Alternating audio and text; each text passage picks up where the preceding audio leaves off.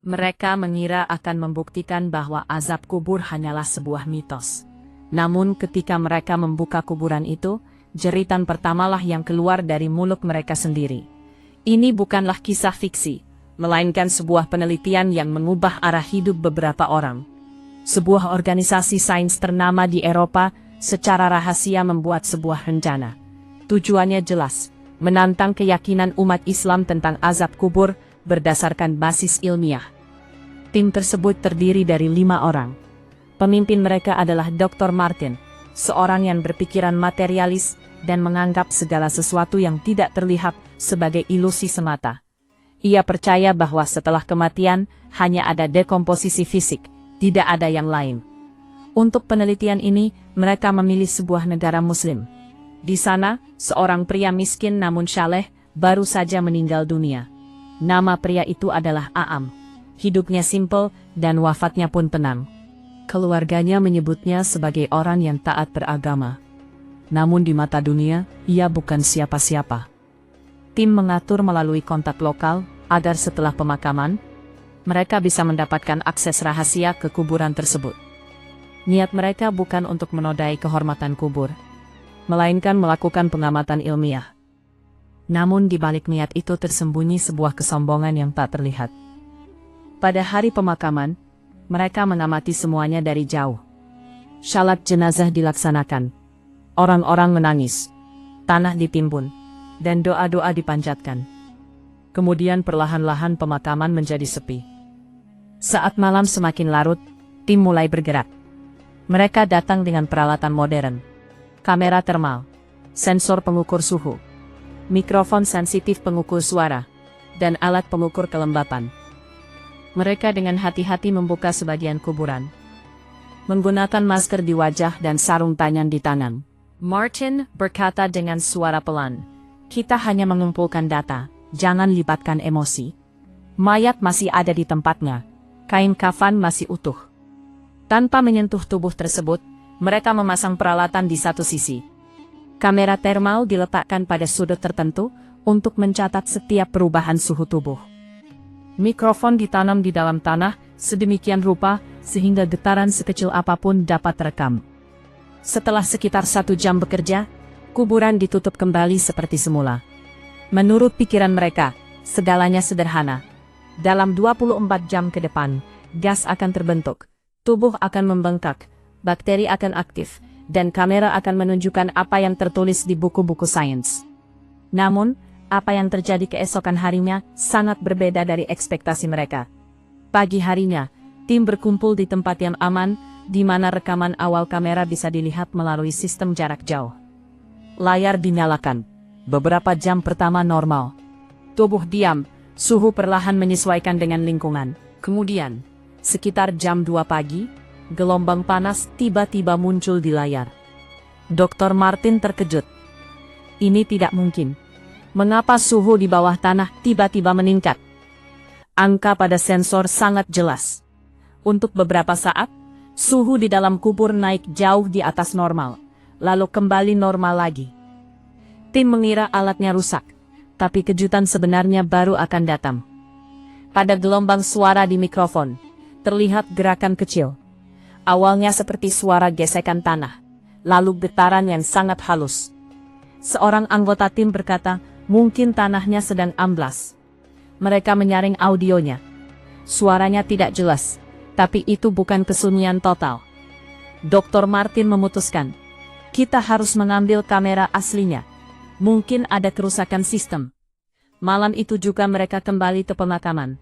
Udara terasa sangat tenang, bahkan daun pohon pun tidak bergerak. Mereka mulai menyingkirkan tanah dengan hati-hati. Semakin dalam mereka menggali, sebuah hal aneh muncul. Tanah itu tidak lembab, padahal malamnya turun hujan. Bagian kuburan tempat sensor dipasang justru kering. Dr. Martin tidak bicara, tapi wajahnya menunjukkan keseriusan untuk pertama kalinya. Ketika mereka mengeluarkan kamera, semua orang terdiam seketika. Bagian luar kamera terbakar. Plastiknya meleleh seolah terkena panas yang sangat hebat.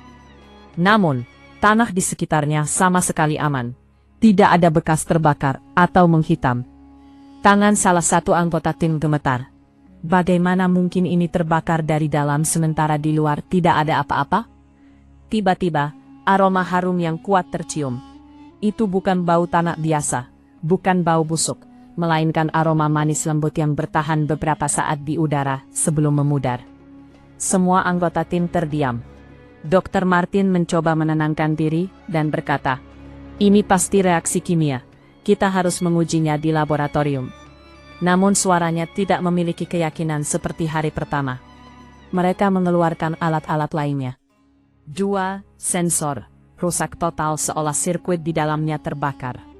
Namun tanah dan kain kafan di sekitarnya tidak rusak sedikit pun. Kuburan ditutup kembali. Dalam perjalanan pulang, terjadi keheningan total di dalam mobil. Tidak ada candaan, tidak ada debat ilmiah. Hanya satu pertanyaan di hati setiap orang yang tidak terucap. Jika ini semua hanya proses alami, mengapa tandanya hanya ada pada peralatan? Dr. Martin tidak bisa tidur. Untuk pertama kalinya ia berpikir, apakah setiap hal yang tidak bisa ia ukur, berarti tidak ada dalam kenyataan? Penelitian belum selesai, tapi sebuah keretakan telah muncul di hati mereka. Setibanya kembali, tim langsung menuju laboratorium. Kamera yang terbakar dibuka dengan hati-hati. Papan sirkuit diperiksa. Ahli elektronika membuat laporan rinci. Laporannya singkat namun mengejutkan. Bekas terbakar bukan dari tekanan luar, melainkan panas muncul dari bagian dalam sirkuit. Seolah sebuah energi kuat mempengaruhinya dari dalam. Padahal, baterainya hanya bertegangan rendah. Tidak ada ledakan, tidak ada tanda hubungan arus pendek tradisional. Dr. Martin memegang dahinya. Ia bukan orang yang emosional, tapi sekarang masalah ini di luar kendalinya. Laporan kedua adalah data termal. Suhu yang naik jam 2 pagi itu hanya sebentar, tapi sangat tinggi, sehingga tidak mungkin terjadi di lingkungan bawah tanah biasa. Lalu tiba-tiba, suhu kembali normal, seolah ada intensitas yang datang sekejap, lalu hilang. Seorang anggota bertanya pelan, apakah ini bisa jadi kebocoran gas? Ahli biologi menjawab, gas terbentuk setelah tubuh membusuk, tidak secepat ini, dan tidak menghasilkan panas seperti itu. Keheningan menyelimuti ruangan. Saat itu juga, file audio diputar kembali. Setelah disaring, suara yang terdengar bukanlah kalimat yang jelas, tapi bukan juga kesunyian total, melainkan seperti gerakan halus di kedalaman atau getaran yang sangat redup. Martin berkata dengan nada tegas, "Kita tidak akan berspekulasi. Kita hanya mencatat observasi." Namun di dalam dirinya, ada suara lain yang muncul. Malam itu ia duduk sendirian di kamar hotelnya. Untuk pertama kalinya, ia membuka terjemahan Al-Quran dalam bahasa Inggris yang ia beli hanya untuk tujuan penelitian. Matanya tertuju pada sebuah ayat. Kullu nafsin dha'iqatul maut. Ia tidak mengerti bahasa Arab, tapi setelah membaca terjemahannya, muncul perasaan aneh di hatinya. Setiap yang bernyawa akan merasakan mati. Ia mulai berpikir, apakah kematian hanya proses biologis, atau ada tahapan setelahnya? Keesokan harinya, tim memutuskan untuk kembali ke pemakaman. Tapi kali ini tanpa peralatan, hanya untuk observasi. Saat itu siang hari, pemakaman tampak biasa saja. Suara burung terdengar, di kejauhan beberapa orang sedang berdoa. Berdiri di dekat kuburan itu, semua orang terdiam. Kuburannya biasa saja. Tidak ada cahaya, tidak ada pemandangan luar biasa. Namun di hati Dr. Martin ada gejolak. Ia ingat ketika kuburan dibuka, ada aroma harum yang keluar. Itu bukan bau busuk. Ia telah melihat banyak mayat dalam hidupnya, dan mengenali bau kematian. Tapi ini bukan seperti itu. Ia berkata pelan, kita harus menemui keluarga orang ini. Saran ini tidak terduga. Sore harinya, mereka pergi ke rumah almarhum. Rumah kecil, orang-orang sederhana. Seorang wanita, janda almarhum membuka pintu. Ada kesedihan di matanya, tapi kesabaran di wajahnya. Martin menyampaikan belasungkawa formal, lalu bertanya, orang seperti apakah dia? Wanita itu menjawab singkat, dia buruh biasa. Dia tidak pernah meninggalkan salat subuh, dan setiap hari Jumat ia membawakan makanan untuk anak yatim. Dia tidak pernah memberitahu siapapun. Mendengar ini, seorang anggota tim menundukkan kepala. Saat akan keluar rumah, Dr. Martin mengajukan pertanyaan terakhir. Apakah dia mengatakan sesuatu yang khusus sebelum meninggal? Air mata mengalir di mata wanita itu. Dia berkata, Allahumma sabbitni inda su'al. Ya Allah, kuatkanlah aku saat pertanyaan. Lalu tersenyum dan terdiam. Kalimat itu meresap ke dalam hati Dr. Martin. Saat pulang, ia mengumpulkan timnya. Apa yang kita lihat berada di luar jangkauan sains biasa. Lalu ia terdiam sesaat dan melanjutkan. Kita tidak akan pernah melihat hal seperti ini di dalam jurnal. Tetapi dari manusia yang sederhana ini, kita belajar bahwa ketulusan dan kesederhanaan membawa keteguhan yang tidak dapat ditandingi. Saya tidak mengatakan kita harus segera mengambil kesimpulan, tapi saya yakin kenyataan lebih besar dari pemikiran kita. Seorang anggota berkata dengan suara pelan, apakah Anda mengakui bahwa azab atau nikmat kubur itu ada? Ia terdiam sejenak, lalu menjawab, saya mengakui bahwa kita tidak tahu segalanya. Malam itu untuk pertama kalinya, ia menonton video orang bersujud, melihat umat Islam syalat. Kekerasan di hatinya mulai melunak. Laporan penelitian belum dipublikasikan, tapi perubahan di dalam tim sudah dimulai. Beberapa hari kemudian mereka mengadakan pertemuan resmi. Dr. Martin berkata tegas, kita tidak akan menjadikan penelitian ini sebagai berita sensasional.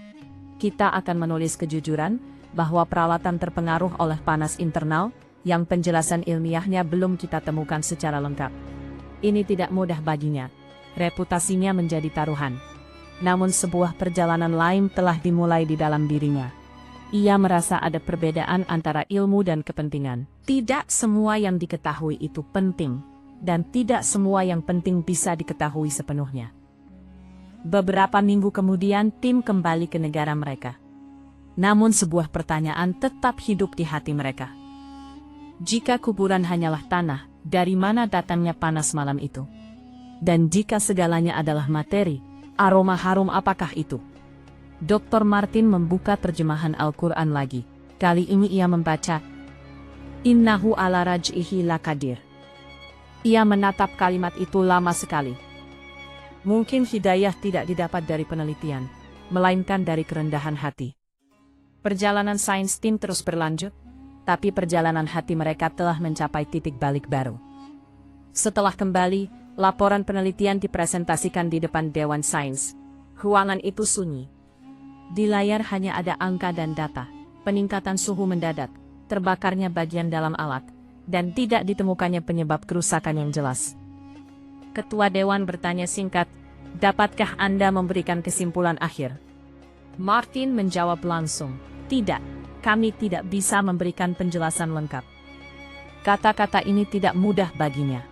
Bagi seorang ilmuwan, mengatakan tidak tahu adalah hal tersulit. Namun ia tidak menyembunyikan kebenaran.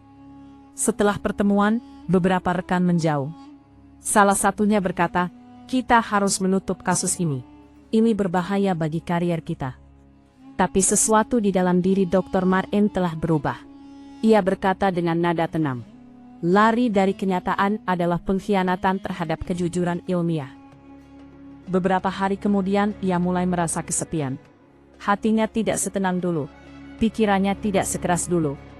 Ia sering berpikir, jika setelah mati hanya ada dekomposisi, mengapa manusia memiliki rasa takut ini? Jika segalanya selesai, mengapa nurani tetap terjaga? Dalam kegelisahan itu, ia menghubungi penerjemah Muslim yang bersama mereka selama penelitian. Namanya Yusuf, orang sederhana yang tidak banyak bicara, namun berwibawa. Mereka bertemu di sebuah kafe yang tenang. Martin bertanya langsung, mengapa kalian percaya pada pertanyaan dan jawaban di dalam kubur? Yusuf menjawab lembut, karena kami diberitahu bahwa hidup adalah ujian, dan setelah ujian akan ada perhitungan. Martin berkata, tapi apa yang kami lihat bukanlah bukti lengkap. Yusuf tersenyum. Hidayah tidak selalu ditemukan di laboratorium. Terkadang ia ditemukan di dalam hati. Kalimat itu sederhana, namun efeknya mendalam. Malam itu, Dr. Martin menulis di buku harian pribadinya. Aku melihat panas tapi tidak melihat api. Aku merasakan aroma tapi tidak melihat bunga. Aku mendengar suara tapi tidak melihat lidah.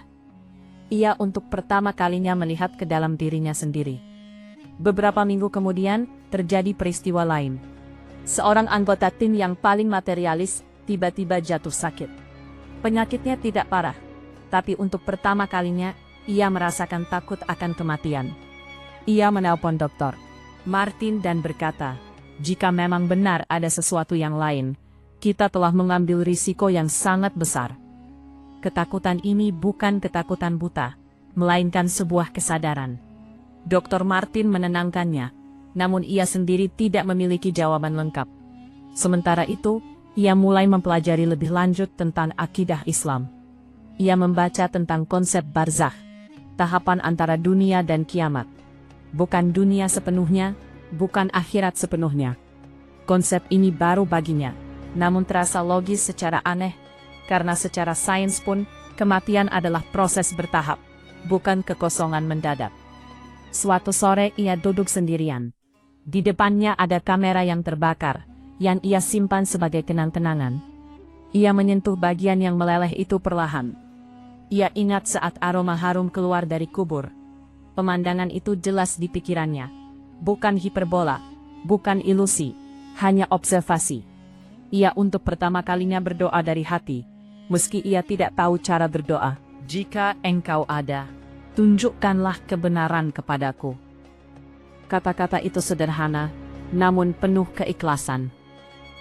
Beberapa hari kemudian, Ia berkata kepada Yusuf, saya ingin melihat masjid. Saat itu hari Jumat. Ia duduk tenang di barisan belakang. Imam memberikan khutbah tentang kematian dan pertanggungjawaban.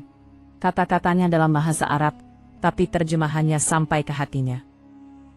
Ia terkejut mendengar kalimat tentang perbaikan hati. Setelah syalat ia melihat orang-orang, buruh, pelajar, pedagang, semua berdiri dalam satu baris. Tidak ada keunggulan, tidak ada kesombongan. Ia teringat janda pria syaleh itu yang mengatakan suaminya berdoa meminta keteguhan di saat terakhir. Sekembalinya ia memutuskan. Ia mengumpulkan timnya dan berkata, secara pribadi saya ingin memahami masalah ini lebih jauh. Siapa yang mau ikut dengan saya, silahkan. 2 orang mengangguk dalam diam, yang lain mundur. Ini bukan pengumuman dramatis, tidak ada kamera, tidak ada media, hanya beberapa hati yang telah melunak. Dr. Martin sekarang melihat penelitian bukan sebagai tantangan, melainkan sebagai pencarian.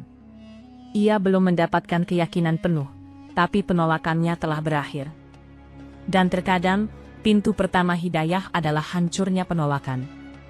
Beberapa bulan telah berlalu, kegaduhan penelitian telah berakhir, tapi pertanyaan di dalam diri Dr. Martin tetap ada. Ia telah meraih rasa hormat di dunia sains, tapi sekarang ia berdiri di depan nuraninya. Suatu sore ia mengundang Yusuf ke rumahnya. Di meja ada alat yang terbakar itu. Martin berkata serius, sepanjang hidupku aku menganggap materi sebagai kenyataan terakhir. Tapi malam itu aku mengakui bahwa pemahamanku terbatas. Yusuf diam. Martin melanjutkan, aku tidak melihat pemandangan supranatural. Aku hanya melihat bahwa apa yang terjadi tidak memiliki penjelasan bagiku. Dan di depan ketidaktahuan itu, aku merasakan kerendahan hati untuk pertama kalinya. Itu adalah pengakuan yang jujur. Beberapa hari kemudian ia kembali ke masjid. Kali ini ia tidak berdiri di barisan belakang, melainkan di tengah barisan. Setelah syalat ia bertemu imam. Terjadi percakapan singkat. Ia bertanya tentang akhirat, pertanggungjawaban, niat, dan amal. Imam berkata, iman bukan paksaan, melainkan pilihan. Kalimat itu menetap di hatinya. Malam itu ia berpikir panjang. Ia membuka buku harian sainsnya dan menulis catatan terakhir. Tujuan ilmu bukan kesombongan, tapi mencari kenyataan. Jika kenyataan lebih besar dari dugaanku, maka aku harus tunduk di hadapannya. Beberapa minggu kemudian diadakan acara sederhana. Tidak ada media, tidak ada iklan, hanya beberapa saksi. Dr. Martin mengucapkan kalimat syahadat. Kata-katanya baru baginya, tapi ada kedamaian di hatinya. Yang lain tidak memilih jalan ini. Namun mereka tetap menulis laporan dengan jujur tentang apa yang mereka lihat. File penelitian ditutup, tapi sebuah babak baru dimulai. Martin tidak mengubah namanya, tapi ia mengubah arah hidupnya. Ia masih mengajar sains, tapi dengan sebuah perbedaan. Ia berkata kepada murid-muridnya, "Tidak semua jawaban ditemukan di laboratorium. Beberapa pertanyaan selesai di dalam diri manusia. Baginya itu adalah tanda. Tanda akan kelemahannya sendiri." Saat pulang ia berkata kepada Yusuf, "Saya berterima kasih kepada orang itu. Meski saya tidak mengenalnya. Kematiannya memberiku kehidupan." Yusuf menjawab, "Terkadang hidayah menjadi pahala dari amal seseorang." Cerita ini tidak berakhir pada pemandangan horor. Tanah tidak terbelah. Langit tidak berubah. Cerita ini berakhir pada berubahnya sebuah hati. Seorang ilmuwan yang berpindah dari penolakan menuju keyakinan. Sebuah penelitian yang berubah dari tantangan menjadi pencarian. Sebuah kuburan yang terbuat dari tanah, tapi berhasil mengubur kesombongan. Dr. Martin sekarang sering merenungkan ayat-ayat itu. Dan ia telah tahu bahwa keberhasilan sejati manusia bukanlah ketenaran, melainkan persiapan untuk hari pertanggungjawaban. Cerita selesai, tapi pesan tetap ada. Kematian bukanlah akhir, melainkan sebuah tahapan. Penelitian adalah jalan, tapi hidayah adalah tujuan. Dan terkadang, sebuah kuburan mempertemukan manusia dengan dirinya sendiri.